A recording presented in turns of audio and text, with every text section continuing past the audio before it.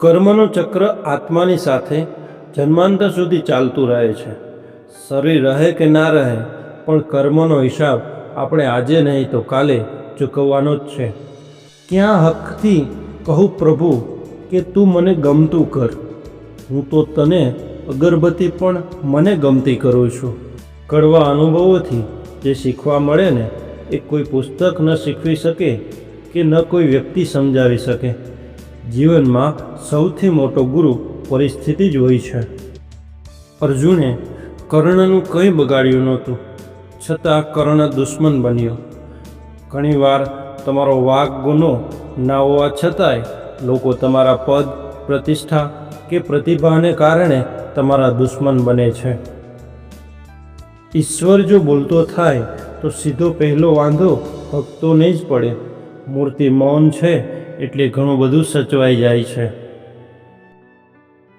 આ દુનિયામાં ફક્ત એક જ વ્યક્તિ છે જે તમારું ભાગ્ય બદલી શકે છે, અને તે તમે છો. કિસ્મતનો ખેલ તો મા બાપ ગયા પછી જ ચાલુ થાય છે સાહેબ. કેમ કે મા બાપ હોય છે ત્યાં સુધી તો એમની દુઆઓ જ કિસ્મત બદલી નાખે છે. ઈશ્વર રોજ એક નવી સવાર આપે છે. તેથી ગઈકાલને ભૂલી જાઓ અને નવી શરૂઆત કરવાની થતી હોય ત્યારે જૂની ભૂલોનું પુનરાવર્તન કરવું હિતાવહ નથી. જાતે કમાઈને ઘર ચલાવતા શીખશો ત્યારે ખબર પડશે કે બાપે બાપનું કિરદાર કેવી રીતે નિભાવ્યું હશે. સમજવા જેવી વાતો. જંગલમાં મતદાન ચાલી રહ્યું હતું. બધા વૃક્ષો કુહાડીને મત આપી રહ્યા હતા. વૃક્ષોનું માનવું હતું કે કુહાડીનો હાથો આપણા સમાજનો છે.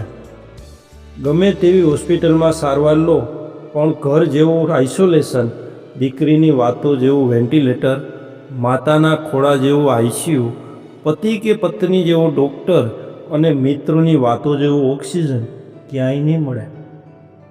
ખોટી જગ્યાએ વિશ્વાસ ન કરવો અને સાચી જગ્યાએ ક્યારેય વિશ્વાસઘાત ન કરવો. ગામમાં શું વાતો કરશે એ ના વિચારો. તમને જે ઠીક લાગે એ જ કરજો, કારણ કે તમારા ઘરનું કરિયાણું તમારે જ લાવવાનું છે.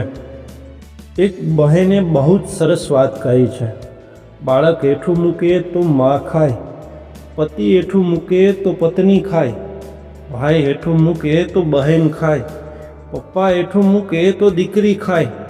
મા, બહેન, પત્ની અને દીકરી આ કોઈ હેઠું મૂકે તો કોઈ નથી ખાતું. કેમ કે સહનશીલતા, ત્યાગ અને સમર્પણ આ બધી વસ્તુ જો ભગવાન એ કોઈ વ્યક્તિને આપી હોય તો એ નારી છે, એ સ્ત્રી છે. આ દુનિયા સામે સંભાળીને બોલવું સાહેબ. સારા 100 શબ્દ બોલશો તો કોઈ એવોર્ડ દેવા નહીં આવે, પણ નબળો એક શબ્દ બોલાઈ જશે તો દુનિયા તમારા ઉપર હાવી થઈ જશે. આપણને જે કંઈ મળે છે તેનાથી આપણી જિંદગી ચાલે છે. આપણે જે આપીએ છીએ તેનાથી આપણી જિંદગી બને છે. કાંટાને દોષ ન આપો. પાર્થ પગ આપણે મૂક્યો હતો તે તો પોતાની જગ્યાએ બરાબર જ હતો. આવતીકાલ ક્યારેય આવતી નથી. એ જ્યારે પણ આવે છે આજ બનીને આવે છે. માટે આવતીકાલે જે કંઈ પણ સારું કરવાની ઈચ્છા હોય એની શરૂઆત આજથી જ કરો. એક વૃક્ષ 1,00,000 દીવાસળી બનાવી શકે છે અને એક દીવાસળી 1,00,000 વૃક્ષને બાળી શકે છે.